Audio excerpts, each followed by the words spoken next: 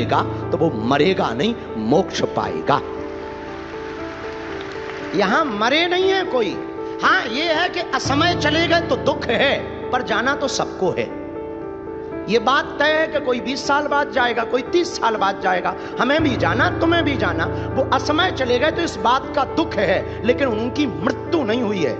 सच कहें, उनको मोक्ष मिला है। इस प्रदर्शनी में आध्यात्म का खजाना परोसा गया है, न सिर्फ शास्त्रों के आधार पर, बल्कि यहाँ पर कटआउट्स के माध्यम से भी कुछ चीज़ों को समझाने की कोशिश की गई। आप मेरे पीछे देख सकते हैं, एक कटआउट लगा हुआ है, इसमें एक डेड बॉडी पड़ी है और पीछे कुछ दिखा रखा है। वो अभी हम इनसे जानेंगे कि इस पूरे कटआउट्स की क्या है डिटेल। सर, इस कटआउट के माध्यम से आप दर्शकों को क्या समझाना चाह रहे हैं? सर, आपको ये बताना चाह रहे हैं कि आप यहाँ जैसे देखिए, इस कटआउट के आगे यहाँ पे हमने लिख भी रखा है कि स्वर्ग भेजने के नाम पर काशी में करौत लगाकर भोले श्रद्धालुओं को मौत के घाट उतारते लालची ब्राह्मण तथा भोले श्रद्धालुओं की आत्मा को स्वर्ग में जगह देने की प्रार्थना करने का ढोंग करते लालची पंडों ने भ्रम फैलाया था कि ये करौत भगवान की तरफ से आता है। तो अब इसमें मैं आपको बताता हूँ, हमारे पुराने समय में बुजुर्गों को जब ऐसा ये भ्रम फैलाया गया था कि जो मगर में जो मरता है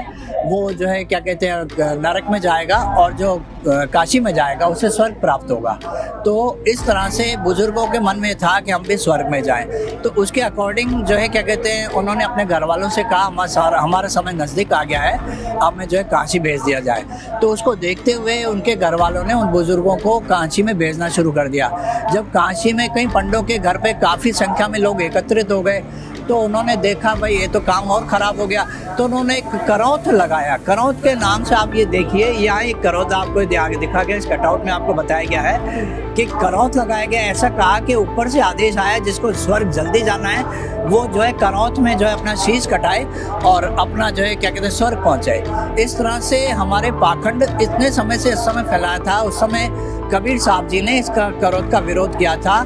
सो वही आज विडंबना यही है कि इतिहास पुनः दोहराया जा रहा है। पहले करौत वाला सिस्टम था, आज आप ये देखेंगे अभी ताजी घटना है कि हमारे कुंभ मेला आयोजित हुआ था। उस कुंभ मेले में जो है कई भगदड़ में कई लोगों की मौत हो गई, जिसमें कि हमारे तथाकथित उनको मैं कहूँ पाखंडी लोग जो कि ऐसा कहते हैं, जैसे धीरेन्द्र शास्त्री जी, मैं आपको स्पेशली नाम लेके बताऊं कि उन्होंने ऐसा भी कहा था कि वहाँ मरे नहीं हैं, वो सीधा जो है क्या कहते हैं स्वर्ग गए हैं, उनको मोक्ष मिला है। तो क्या वे धीरेन्द्र शास्त्री खुद मोक्ष को प्राप्त होना चाहेंगे?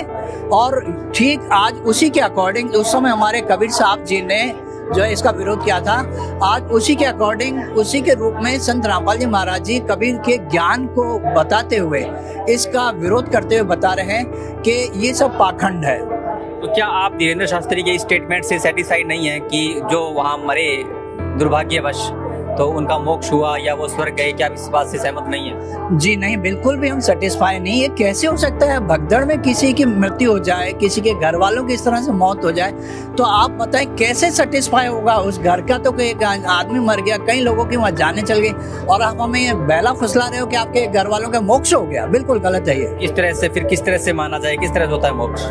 मोक्ष वो है कि आप सद्भक्ति करेंगे, आपका आसानी से प्राण निकलेगा। जो हमारे गुरुजी संत रामपाल जी महाराज जी आपको सद्भक्ति देते हैं, उसके अकॉर्डिंग आप मोक्ष तक जा सकते हैं।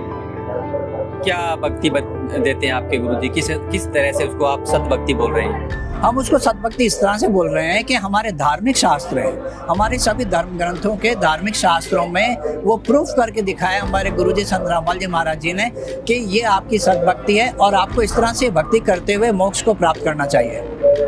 सर, जिस तरह से सुनने में आ रहा है कि संत रामपाल जी महाराज तो जो है देवी देवताओं की भक्ति करवाते ही नहीं है, ये तो हिंदू धर्म के बिल्कुल विरुद्ध साधनाएं करवा रहे हैं, ये एक अलग ही अपना कुछ समाज तैयार कर रही हैं। तो आप इसको किस तरह से शास्त्रों से प्रमाणित मान रहे हैं? सबसे पहले तो मैं आपकी इस बात का खंडन करता हूँ कि संत रामपाल जी महाराज देवी देवताओं की भक्ति छुड़वा रहे हैं। सर्वप्रथम मैं आपका इसका खंडन करता हूँ, क्योंकि मैं भी उनका अनुयायी हूँ। सर्वप्रथम वो प्रथम मंत्र में इन देवी देवताओं, पंच देवता जो मुख्य रूप से उनकी ही भक्ति करवाते हैं। उसके बाद वो गीता जी, पवित्र गीता जी में ये जो है क्या कहते हैं, उसका उदाहरण है कि जो संत होगा, जो पूर्ण संत होगा, वो आपको 3 चरणों में मंत्र देगा।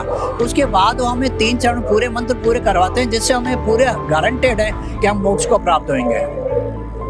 तो संत रामपाल जी महाराज ही ये मंत्र दे रहे हैं या वही एक सही संत है, इसका क्या प्रूफ है? इसका यही प्रूफ है कि संत रामपाल जी महाराज जी ने सभी धर्मों के धार्मिक ग्रंथों से प्रूफ किया है कि ये आपके भगवान है और ये मंत्र हैं, और जो कि धार्मिक शास्त्रों से भी प्रूफ है। कई पुराने संतों के, जैसे गुरु नानक साहब जी के, कईयों के उन्होंने एविडेंस दिए हैं कि उन्होंने भी ऐसा मंत्र का सुमरन किया। ऐसे हमें बिल्कुल कॉन्फिडेंस है कि हाँ भाई सतमंत्र यही दे रहे हैं, और आज तक किसी ने ऐसा कुछ बताया भी नहीं है। बहुत बहुत धन्यवाद।